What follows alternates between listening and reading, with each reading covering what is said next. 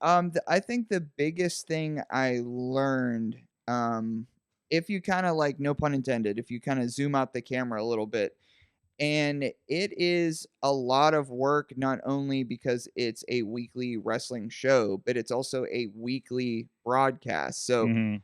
weekly, your team, our shared team, sort of comes in there and builds our way up every week. It's like a Mhm. DIY thing. So the biggest thing is, by far the biggest thing, just even outside of wrestling, just the biggest thing is working on the fly. Mhm. Working on the fly has been the biggest thing that I've picked up and learned, and I'm still learning, everyone's still learning, but how to do that.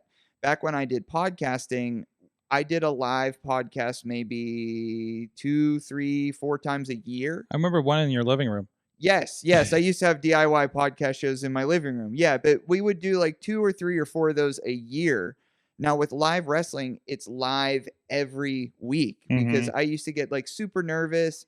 It was very easy for me to record me and my friends recording our show, but I would get super nervous for the podcast live shows because I'm just like, oh, I now have to talk in front of people. And I remember being nervous for the 2, 3, 4 times a year, but now with 880 wrestling, I'm like, "Oh, I'm talking in front of people like every week, every Mhm. week." Mhm. And so working on the fly is something that I've had to pick up and be accustomed to. And I hope that serves me on other resumes too, to be honest, Mhm. because like when people are like, you could just start talking about this and that and this and that, I'm like, yeah, and I try to be in my own mind, and I'm not saying I hit the nail on the head all the time, and I'm not trying to say that, but what I want to be is the kinetic wallpaper of 880 wrestling. Like I want to be. That's in my own brain what I want Okay, to do. okay.